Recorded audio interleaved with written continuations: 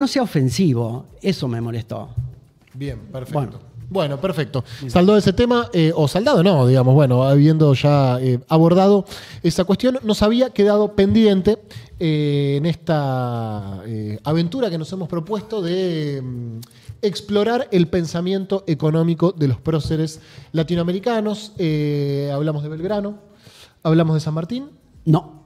De Artigas. De Artigas. Y hasta acá. De Moreno. De Mariano Moreno, tal cual. Y hoy es el turno de Bolívar. Simón Bolívar. Correcto. Motivo por el cual hemos invitado, en realidad lo invitó el profe, a Daniel Escurra, historiador. Historiador, así es. Y experto en Bolívar. Experto en Bolívar. Para mí sí, por eso. Para vos sí. Sí, Claro, perfecto. claro. Para Mira, vos, sí. tuve la suerte de que Eve y Chávez me pusieran a cargo de las cátedras bolivarianas que abrió Hugo cuando vino a la Argentina. Perfecto. Así que esa, Bueno. esa es la... ¿Algún pergamino? Algún pergamino hay. Algún pergamino tenés, perfecto. Lo primero que te quiero preguntar, en una lógica medio chauvinista, ¿de qué manera se vinculan Bolívar y los próceres del Río de la Plata? Se vinculan muchísimo, digamos, ¿no? En realidad se vinculan desde las historiografías que armaron, digamos, ¿no? las corrientes dominantes en la historia de nuestros continentes, una vez que después de la independencia nos separamos por países. Cada país, olvidando la gesta común, arma su propia historia, digamos, ¿no? Y reivindica sus propios héroes en contraposición con los otros. Entonces, claro, la historiografía oficial argentina tiene un encono bastante particular con Bolívar, en diferencia con San Martín. ¿Por qué? Porque en realidad ellos son los dos grandes libertadores de América del Sur, digamos, ¿no? Que en un momento del avance de uno y otro se cruzaron en Guayaquil, en el actual Ecuador, digamos, ¿no? Y en realidad definieron en una reunión secreta cómo continuar para terminar, digamos, ¿no? la emancipación de América. Bien. Y San Martín termina corrido del escenario público. De hecho, a partir de ahí, perseguido por el gobierno de Buenos Aires, los rivadavianos y eso, termina yéndose del país, digamos, ¿no? Y Bolívar tiene a cargo la culminación de la gesta de la independencia con la batalla de Chacabuco, de Ayacucho, y en realidad él es el que termina la gesta independentista, Bolívar, corriendo de alguna manera a San Martín del escenario. ¿Y muere en el exilio también? Bolívar muere en el exilio de su propio gobierno en Colombia. Digamos, él decide abandonar el gobierno porque entiende que las élites de cada uno de los países, de Colombia, de Venezuela y de Ecuador, que conformaban la máxima creación de él, que fue la Gran Colombia, digamos, la unificación de esos países en una potencia de América del Sur, con la idea de una potencia de América del Sur, que le sirva de plataforma para unificar al continente, que él entendía, y ese es uno de los máximos legados que tiene Bolívar, que era la única forma que nosotros teníamos. Fíjate vos cómo juega eso con la historia argentina y el peronismo, por ejemplo. Digamos, ¿no? La única manera de tener una voz autorizada en la disputa de las naciones era coaligar las naciones que nacían en una confederación que permita tener la fuerza suficiente económica, política, militar para intervenir en el escenario internacional. ¿Y eso por qué no se pudo llevar adelante? Porque uno conoce, por ejemplo, acá la historia de Argentina y Uruguay, sí, y desde mi ignorancia imagino que entre Ecuador, Colombia y Venezuela habrá pasado algo medio similar, ¿no? Incluso hasta comparten los mismos colores de la bandera, ¿no? En realidad tiene un racimo de razones que son importantes para pensar nuestro presente inclusive, digamos, sí, ¿no? Porque en realidad vos tenés que en cada proceso histórico tenés factores disolventes y factores de unificación. Los factores disolventes tienen que ver, por ejemplo, con la matriz colonial, que era una matriz muy atrasada en términos económicos, con la falta de los criollos y de los sectores populares del ejercicio de la cosa pública. Es decir, acá mandaban los españoles, de 700 virreyes y capitanes generales, hubo no más de 25 criollos. Es decir, solo mandaban los españoles, o sea, te pasaste 300 años ajeno a la cosa pública. Y después te tuviste que hacer cargo de un día para el otro de la administración de un país. Eso es un elemento disolvente. Quien queda mejor parado en ese escenario es el que hizo algún ejercicio de conducción, sobre todo en lo económico, que son nuestras élites, nuestras oligarquías. Entonces, la oligarquía de Bogotá no es la misma que la de Caracas, ni la de Caracas de la de Quito. Entonces, digamos, ¿no? Eso fue un factor muy determinante. Buenísimo. Porque cada uno de esos actores, por supuesto, no se desenvuelven solamente en el plano económico, sino que tienen actores políticos. Santander, que es uno de los héroes de la Guerra de la Emancipación de Colombia, es un activo y, digamos, ¿no? y muy preciso enemigo político de Bolívar. ¿No? Aún siendo parte del mismo entramado, ¿no? de esa independentista, digamos. y aún, por supuesto, compartieron batallas, fueron presidente y vicepresidente de la Gran Colombia, pero Santander correspondía a los intereses de la oligarquía, digamos, ¿no? de los sectores de la burguesía comercial y de los productores terratenientes de Colombia, que en un determinado momento ven la unidad como un problema. Porque en realidad, bueno, lo que pasó todo el siglo XIX después, ¿no? Nuestros países tendrían más vinculación con Inglaterra que con el país de al lado. ¿No? Bueno, esa matriz Entonces vos tenés la herencia colonial en la economía, por un lado como factor que me preguntabas, tenés el poco ejercicio de la cosa pública por los criollos y mucho menos por los sectores populares, casi nada, digamos, ¿no? Sacando a los criollos ricos. Tenés, por otro lado, la función disolvente de estas élites que prefieren manejarse en el feudo chico que conformar la aventura de una patria grande que nos ponga en el escenario internacional. Leamos lo que está pasando, ¿no? Claro. en nuestra realidad siglo XX y siglo XXI, eso continúa. Entonces, y después la misma guerra, ¿no? La misma guerra que genera enconos, pasiones, digamos, ¿no? Dificultades. Y después la matriz de desarrollo tecnológico. No había comunicaciones, ¿no? Entonces, todos esos factores hicieron que el ideario de Bolívar, que entendía esta realidad, que es una de las cosas que le acercan al siglo XX, y esto me permito decirlo yo, ¿no? a la lectura del peronismo de la realidad política. Es decir, las ideologías tienen que pasarse a elementos prácticos. Eso es lo que hizo el peronismo con la doctrina. No es lo mismo ideología que doctrina. La doctrina son preceptos ideológicos pasados a planes concretos o de gobierno o de administración de las identidades en términos de pertenencia. Mucho más fáciles bueno, Bolívar hizo eso, ¿no? Entonces, por un lado. Y después, la cuestión de ver la realidad, ver las dificultades, no esquivarlas y tratar de encontrar soluciones. Bolívar dice, Santander es el hombre de las leyes, Sucre es el hombre de la guerra, yo soy el hombre de las dificultades. Digamos, ¿no? Y las dificultades trata de encauzarlas. La manera que las encauza Pedro, porque él tiene ve dos grandes peligros para América. Por un lado, la tiranía de los españoles, de las élites, y por otro lado la anarquía. Es decir, la imposibilidad de convertir a las masas populares de rebeldes, es decir, aquellas que se rebelan contra el orden establecido, a revolucionarias, que es decir, las que conforman un nuevo orden. ¿No? Entonces, en ese camino Bolívar se la lleva para el sur. Él empieza el proceso en Colombia y Venezuela y termina en Perú, digamos, en Bolivia. Claro. Es decir, nosotros sabemos, por lo menos yo conozco un poco biográficamente la historia de San Martín, que nació en 1778, que se fue a vivir a España, que tuvo formación militar allá, que vuelve en 1812. ¿Qué me podés contar de la historia de Bolívar hasta que se convierte en un líder de la independencia? Está buenísimo, porque ¿qué no es Bolívar, digamos, ¿no? Y cómo llega a convertirse en lo que es? Claro. ¿No? Entonces, no es un líder militar como San Martín. Además de la formación militar de San Martín, él se probó en las guerras europeas. Daniel, te acerco un toque al micrófono. Sí, perdón. San Martín se prueba en las guerras europeas, es reconocido por sus superiores, hace una carrera militar. Bolívar es militar, pero en realidad no llega... Uno más. ¿no? Uno más. Entonces, Bolívar es el tribuno y el escritor para ese momento, antes de lo que vos planteabas, ¿no? Antes de convertirse en líder, o en el funcionario político de la corona, pobre pero ilustrado como Mariano Moreno, tampoco es eso. Entonces, y sí es el hijo, como diría el compañero Moreno, de las 100 familias de Caracas, digamos. Ah, ok, viene de ahí. El hijo de los mantuanos. La oligarquía ya se llamaban los mantuanos, porque era el único sector criollo que tenía permitido ir a las fiestas eclesiásticas con las mujeres con sus mantos.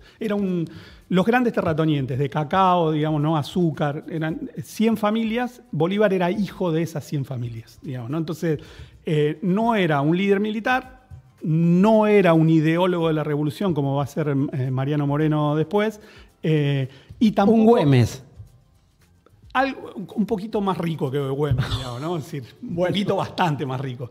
Y tampoco era como, viste que el proceso de la emancipación, por ejemplo, en México, digamos, el primer intento con Hidalgo y Moreno, son curas que tienen una grey, digamos, ¿no? Es decir, tienen una comunidad eclesiástica que las instan a la revolución. Bueno, tampoco nada de eso. Entonces, es un hijo de las 100 familias. ¿Cómo termina digamos, ¿no? en ser el libertador? Traicionando un poco a su clase, no sé el primero ni el último, ¿no? Eso desde ya, digamos, ¿no? Eso también lo asemeja a líderes del siglo XX, ¿no? de nuestro país.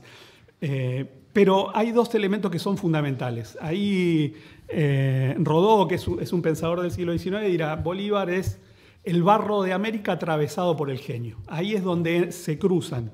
Y yo siempre te la escucho a la compañera de historiadora que Rosenberg, Julia Rosenberg. Julita, que también traje el libro como trajo Julita. Bien, perfecto. Es decir, ahí es donde la personalidad se cruza con los procesos históricos. Y ahí es donde es lo irrepetible. Perón es único, Evita es única, digamos, ¿no? Bolívar era único en eso. Claro. ¿no? Y por otro lado, sí, dale. Y el otro elemento es que hay una realidad latinoamericana que necesita un Bolívar. Es decir, hay una situación de opresión, digamos, ¿no? colonial en América que lleva 3 siglos, que con la intervención de Napoleón sacando al rey de España, digamos, la espoleta de la Granada se corre, digamos, ¿no? Y la situación se vuelve explosiva y el proceso político necesita a esos líderes. Y él está en el momento justo, en el lugar justo, con las capacidades justas para encarnar ese liderazgo que va a tener después. La excusa que nos reúne hoy acá es tratar de comprender o conocer el pensamiento económico de Simón Bolívar. Esa fue la convocatoria inicial. Me viene bien esta introducción para poder situar en tiempo y espacio al personaje, en este caso al prócer. ¿Te parece, Daniel, que nos metamos directamente con el pensamiento económico de Bolívar? Sí, claro. Veía acá algunas placas, así que veo que hay algún material gráfico. No sé si fuiste intervenido por el comando gráfico de Gelatina. Bolívar y la emancipación en nuestra América. De eso vamos a hablar en los minutos que quedan de programa. Decía Bolívar, perdón, me tomo el atrevimiento. El sistema de gobierno perfecto es aquel que produce mayor suma de felicidad posible. Fíjate vos, mayor suma de seguridad social y mayor suma de estabilidad política. 1819. Tremendo, impresionante. ¿no? De felicidad. De felicidad. Sí. Increíble. Y socializar el placer. Sí, peronismo. Y seguridad social para la época, ni te digo qué quiere decir. Digamos, claro. ¿no? Es justicia social. Un magistrado republicano, constituido para esclavo del pueblo, no es otra cosa que una víctima. Las leyes, dice ahí, ¿no? Está mal. Las leyes de un lado lo encadenan y las circunstancias, por otra parte, lo arrastran. Esto lo dijo en una carta a Sir Robert Wilson en 1827.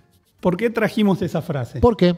Porque en realidad esa frase está marcando que entre las instituciones y lo posible de la política y las necesidades del proceso político siempre hay una divergencia que a veces se puede resolver y a veces no. Entonces, Bolívar va a decir en esa carta, y lo dice muchas veces, ¿no? Y su actividad económica está fundamentalmente centrada en encontrar los mecanismos políticos que hagan posible la posibilidad de crear riqueza social acá a través de la estabilidad política. Y ahí es donde el tipo, hay una corriente de pensamiento que lo convierte en un pensador conservador. Porque Bolívar va a terminar diciendo...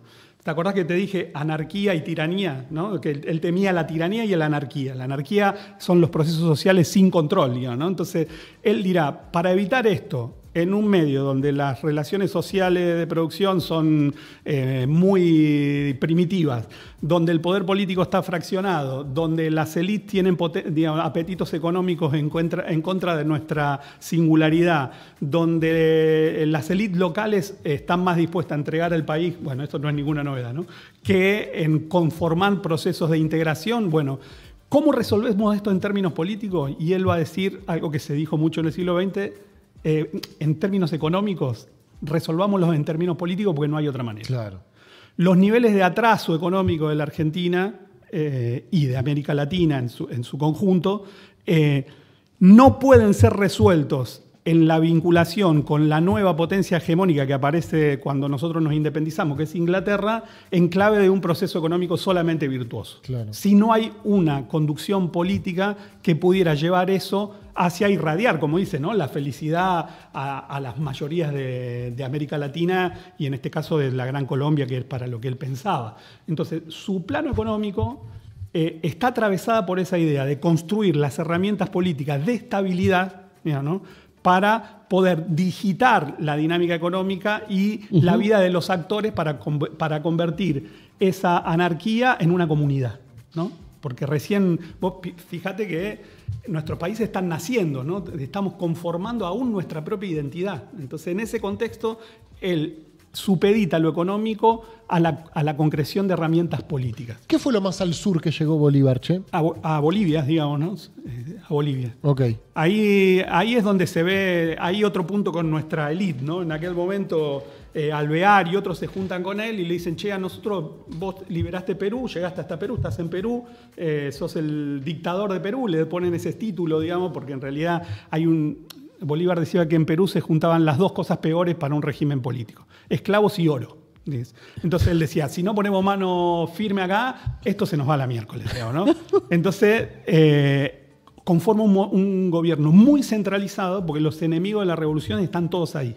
Entonces la actual Bolivia era parte, digamos, ¿no?, entre la puja entre el virreinato del Perú y el del Río de la Plata. Sí, claro. Suben los representantes del gobierno unitario de Buenos Aires a verlo y le dice, che, a nosotros el Alto Perú no nos interesa. Y él dice, pero ¿cómo no les interesa? Bueno, y termina Sucre, digamos, ¿no?, que era su general predilecto, el tipo que gana la guerra, digamos, ¿no?, uno de sus mimados termina conformando la República de Bolivia sin su autoridad, poniéndole el nombre en homenaje a él, y él después termina reconociendo de facto, aun cuando creía que esa fragmentación no servía, digamos. Claro. Pero bueno, vos fijate, ese es otro cruce con nuestra historia, ¿no? Van los tipos a ofrecerle una parte de nuestro territorio porque en la realidad solo le interesaba el puerto, a Buenos Aires, la producción que iba ahí, y el Alto Perú. Qué visionario. Qué visión. Lo mismo hicieron con la banda oriental. Así es. Claro. La entregaron porque... Sí, total. Sí. Sí. Che, tenemos más placas de Bolívar. Avísenme, así no... Bolívar es el barro de América atravesado por el soplo del genio, dijo José Enrique Rodó. En su parque lo habrá dicho, no supone. Así está Bolívar en el cielo de América, calzadas aún las botas de campaña, porque lo que él no dejó hecho sin hacer está hasta hoy. Porque Bolívar tiene que hacer en América todavía, dijo José Martí. Uno supone, ¿en qué época? A finales del siglo XIX. Claro. 1890 y pico, digamos. Claro. En realidad, cuando nosotros nos aprestamos ya a definir las guerras, primero no la guerra de la emancipación y después las guerras civiles por cómo iba a conformarse las naciones independientes, con qué economía, con qué base política, perdemos esa batalla histórica porque se termina en la Argentina conformando con la generación del 80, digamos, ¿no? Es decir, una élite que nuclea todas las élites provinciales para convertirse en satélite del Imperio Británico, digamos, claro. ¿no? En ese contexto, Martí está diciendo, lo que no hizo Bolívar, lo que no pudo hacer de la integración regional, que es la clave para que nosotros podamos independizarnos y tener una economía que permita lo que dijo al principio, la felicidad de las mayorías, todavía está por hacerse. Y bueno, y seguimos... Esperándolo. No esperándolo, activamente hemos intervenido en el siglo XXI con la generación de Néstor, de Chávez, digamos, de Correa, de Lula, de Evo, se hizo un nuevo intento. Pero bueno, los procesos históricos son así, digamos, ¿no? Y lo bueno de la frase de Martí, que era un genio en eso, es, vos sabés que Pedro, cuando Bolívar muere con una desazón política fenomenal, muere con un dolor tan grande que sus últimas palabras son terribles. Dice, doctor, ¿sabe lo que más me aqueja antes de morir? Y el doctor le dice, ¿qué? Y él dice, creo que he arado en el mar. Es decir, entonces si uno mira a Bolívar y cierra el capítulo ahí, en realidad el mensaje es desesperanzador. Claro.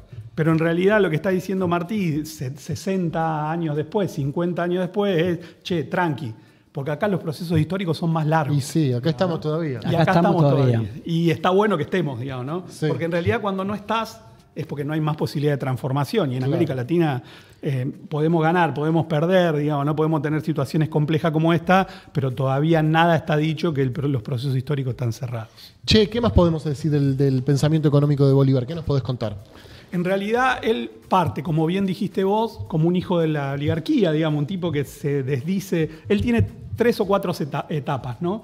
En la última etapa, a pesar de buscar herramientas, como te decía, políticas para consolidar los nacientes gobiernos, él entiende, porque la historia de Bolívar es la historia de derrotas, ¿no? Es decir, él pierde un montón de procesos políticos desde 1810, la revolución de los venezolanos es anterior por meses a la nuestra y termina en 1830 su vida, digamos, ¿no? Entonces tiene muchos momentos de derrota económico-política. Y en eso va renaciendo con pieles nuevas. Él empieza el proceso como un hijo de los caraqueños ricos que quieren la emancipación de España porque quieren comerciar libremente con los ingleses. ¿Ricos de qué, che? ¿A qué se dedicaba el señor Bolívar, El padre? señor Bolívar tenía más de 300, 400 esclavos, tenía Canchas de pádel. plantaciones de cacao, plantaciones de azúcar, digamos, ¿no? Era un terrateniente hiper riquísimo. ¿Dijiste 400 esclavos? Sí. Mira. Bueno, vos decías las ideas económicas. Él empieza así. Él dice, bueno, yo soy de los criollos. Los criollos, digamos, no queremos más el monopolio español. Queremos gobernarnos, pero queremos que la estructura social siga igual. Ese era el primer Bolívar. Cuando pierde, él se va a Haití. Haití, 1804, es una revolución, digamos, ¿no? Que forma una república por esclavizados que se liberan de Francia. Es una locura la historia de Haití. Algún día tenés que interesarte. Haremos la columna de la historia de Haití. Porque casi en el mismo momento donde los franceses le legan a la humanidad, digamos, ¿no? La las 3 independencia, banderas, sí. sus esclavos se rebelan formando la primera república independiente en América, sacando a Estados Unidos, digamos, ¿no? En 1804. Mira. Una locura, digamos, ¿no? Entonces, para que pintitas de color, la mayoría de la población de Haití eran esclavizados. Entonces dijeron, bueno, acá somos todos negros. No importa que haya blancos, criollos, pardos, lo que sea. Acá el gentilicio es que somos todos negros, por ejemplo, digamos, ¿no? Las formas de igualación a partir de las identidades y son un proceso aluvional. Cuando Bolívar pierde una de los procesos históricos que los españoles lo derrotan en Venezuela, se asila en Haití. Y el presidente de Haití le pone dos veces barcos, armas, naves, todo, y le dice con una sola condición: vos tenés que liberar los esclavos porque vos sos el hijo de una de las familias que esclavizan a esta gente. La revolución pierde porque los españoles son explotadores indirectos de las masas populares y ustedes son los explotadores directos. Claro. Entonces no hay manera que ganen. Digamos, vos tenés que transformar eso con derechos sociales y con la liberación de los esclavos. Y eso es... a partir de ahí, de 1815 en adelante, Bolívar en cada uno de los procesos donde interviene genera, digamos, condiciones de sacarle la tutela de la hiperexplotación a los pueblos originarios y la liberación de los esclavos, la entrega de tierras, digamos, ¿no? Es decir, se genera una matriz parecida a la del artiguismo, si querés, pero en términos económicos. En términos políticos no estará de acuerdo con la federación, digamos, con el federalismo que tenía Artigas. Decía, vamos por lo económico, liberemos los esclavos, digamos, ¿no? Es decir, démosle la tierra a los pueblos originarios, pongamos penas muy grandes a la explotación de los criollos y los españoles, pero el poder político tiene que ser centralizado. Acá dice Stirner, no sé a quién se refiere estrictamente, Lavalle casi le corta la cabeza y lo frenó San Martín. Quisiera ver si es capaz de defender con la espada lo que dice con la boca. Alvear. Alvear. Sí. Era bravo con la espada Lavalle, estamos cambiando de tema completamente. Lavalle era San Martín. Con la espada, digo. San Martín lo llamaba la espada sin cabeza. Porque era un descontrolado, digamos. ¿Sí? Un descontrolado. Sacado. Sí, un sacado. Un tipo de los más valientes, digamos, ¿no? Suerte que en ese tiempo no había motosierras, ¿no? Claro, hasta que agarró el fusil. Pero era uno de los más arrojados patriotas en el campo de batalla. Bien. Fenómeno. Dijiste que tuvo como varias pieles Bolívar que lo fueron moldeando sus distintas derrotas. ¿Qué otras derrotas tuvo? La otra derrota es él, como hombre de la oligarquía, pierde la primera república venezolana y dice, bueno, está bien, ya aprendí, lo resuelvo. soy el hombre del ejército. Entonces, que las masas populares se incorporen al ejército como puedan, digamos, ¿no? Y a partir de ahí nosotros generamos, a golpe de violencia política, forjamos la nacionalidad que todavía no tenemos. Entonces, en Venezuela se da la particularidad que además de los españoles que manejaban el comercio, había canarios, vascos, digamos, ¿no? Y vascos, que son dos pueblos de España, digamos, ¿no? Que tenían renglones específicos de las economías de la isla, ¿no? Manejaban los monopolios, los canarios uno y los vascos otro. Entonces él dice, bueno, listo, no pudimos triunfar, lo que hay que hacer es forjar a golpe de violencia la nacionalidad, desde el ejército. Entonces vuelve a una campaña y decreta la guerra a muerte. Un decreto de guerra a muerte. La guerra a muerte es, si sos español, canario o vasco, no importa si estás a favor o en contra de la revolución, te vamos a fusilar igual. Digamos, ¿no? Y si sos criollo, si estás a favor de la revolución o más o menos, no importa. Y no importa, igual sos parte de lo que viene. Entonces, el tipo logra de alguna manera una victoria política, se arma la Segunda República Venezolana, hasta que los españoles entienden bien que hay una parte de la sociedad venezolana que no participó, que son como los gauchos acá, que allá son los llaneros, ¿no? Los llaneros son los gauchos de allá, mayorías desarrapadas del llano venezolano, que tenían un caudillo asturiano que se llamaba Boves, ¿no? Y Boves dice, che, nuestro enemigo no es el rey, nuestros enemigos son los mantuanos. Así que hay que pasarlos a degüello en esta misma dinámica que... ¿Cómo les gusta? Sí. Cortar cabeza, amigo. Entonces, este segundo Bolívar, que ya no es el líder de la élite, sino es el líder de la nacionalidad forjada a golpe de violencia en el campo de batalla con el ejército, todavía es derrotado por los sectores populares.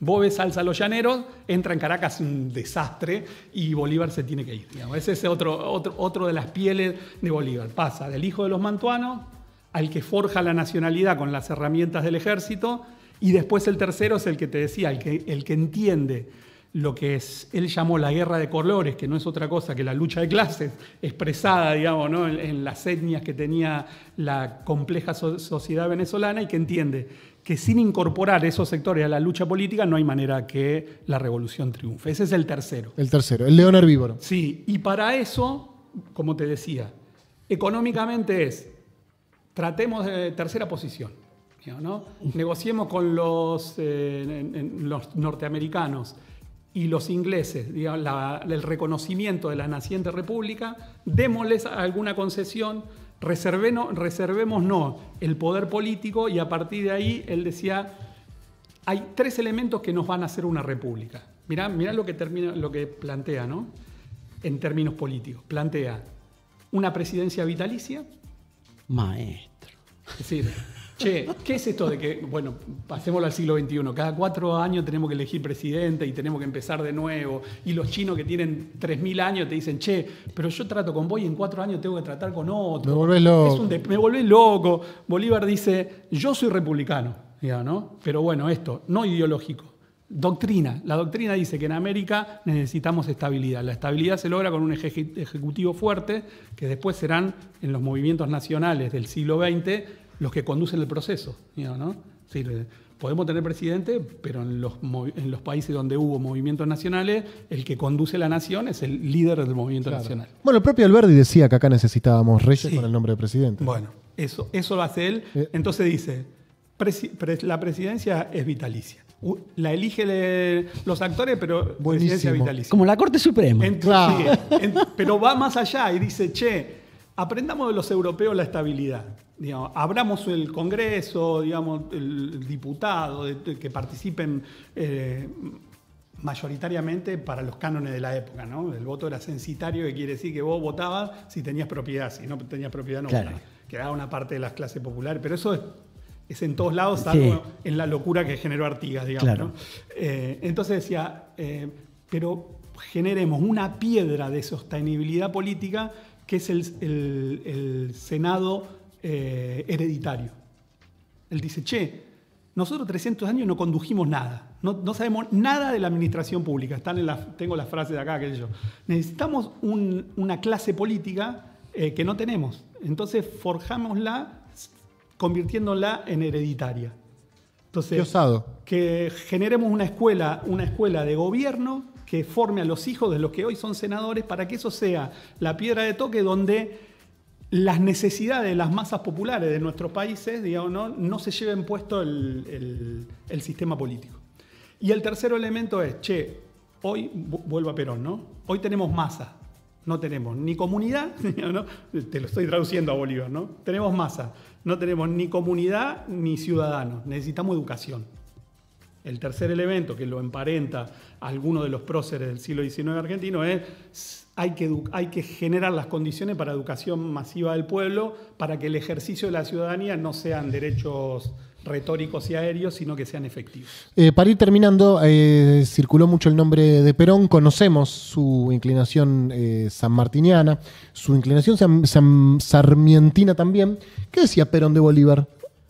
Lo reivindicaba, Perón tiene una faceta en alguna parte, en una parte cuando él es docente de la Escuela de Guerra, que no puede escapar a las lógicas de formación liberal, digamos, ¿no? Él hará después todo un proceso cuando va a Europa y entiende que, también, ¿no? Con la misma dinámica, las realidades, las ideologías hay que tamizarlas por las realidades de cuando Perón va a Europa es que la democracia liberal está, digamos, ¿no? Está en crisis y que aparecen democracias sociales. Democracias sociales de distinto índole, ¿no? La de la Unión Soviética, que es una democracia social por izquierda, y la de Italia, si querés, que es una democracia social que niega el liberalismo, si querés, por derecha, para decirlo rápidamente, ¿no? Entonces, pero el anterior Perón tiene una lectura un poco liberal, digamos, ¿no? Que él después irá mudando, pero en esa lectura liberal él se hace eco de la historia oficial diciendo que Bolívar quería el poder, digamos, bla, bla, bla, bla. Después termina reivindicándolo, pero hay también distintos Perón, digamos, ¿no? Para cerrar, sí, claro. Para cerrar, Daniel, recomendame alguna peli, algún documental, algún libro. Mira, en Netflix hay una... Sí, la intenté. Sí, es difícil. Es difícil. Hay que empezarla por la mitad. Sí, pero ya, claro. Es Downton Abbey. Digamos. Hay que empezarla por la mitad. Y libros, como Julita, traje varios. Bárbaro. El mejor es, uno de los mejores es el de Juan Bosch, que decíamos, que tiene una de las lecturas más profundas, Bolívar, ¿no? de Bolívar. Social. Bolívar y la guerra social, que trata de explicar esto, cómo conformar las matrices de estabilidad de naciones incipientes en el quilombo que era el siglo XIX, digamos, ¿no? Con los ingleses tratando de generar su nueva hegemonía. Juan Bosch, Bolívar y la guerra social. Sí. Lo muestro. Ahí estamos. Después, otra de las cosas que no hay que dejar de leer son las cartas entre Manuela y... Tremendo goma. Tremendo goma porque Manuela era tremenda dirigente política. Ah, mirá. Ah, no, ¿te parece? Manuela, además de otras cosas que después contaremos en otro momento, porque ya estamos cerrando, pero se gana el apelativo de la libertadora del libertador. Porque el compañero Santander, por el 1828, lo manda a asesinar. Y el tipo se escapa casi en bolas, digamos, abajo de un puente, y la que sostiene a los que vienen a matarlo era Manuela. Digamos, ¿no? Manuela Sáenz. ¿No? Manuela Sáenz, ecuatoriana, digamos, ¿no? Compañera de él en sus últimos años, dirigente política de la hostia, una conspiradora increíble, un personaje maravilloso como una buena parte de las mujeres que están ocultas, digamos, ¿no? En nuestra historia oficial y también una parte del revisionismo que no toma el aporte, ¿no? De las compañeras en los procesos históricos. Así que leer las cartas de Manuela y Simón son maravillosas. Acá están bancando la serie de Netflix, ¿eh? Dicen que vale la pena mirarla. Yo la estoy mirando con mi compañera, con Iris Pesarini, la estamos mirando en este momento. Bien. Bueno, último. Documentos sobre el Congreso Anfictiónico de Panamá. La anfictionía es la unión... Documentos sobre el Congreso Anfictiónico de Panamá. Toma uno. ¿Qué es el Congreso? La anfictionía era la reunión de ciudades-estados griegas en contra de los enemigos. Bolívar toma el nombre de ahí y dice, tenemos estos hijos de nuestras élites, están conformando países cada vez más chiquitos. Si no nos unimos, somos boletas frente a los ingleses y los norteamericanos, digamos, ¿no?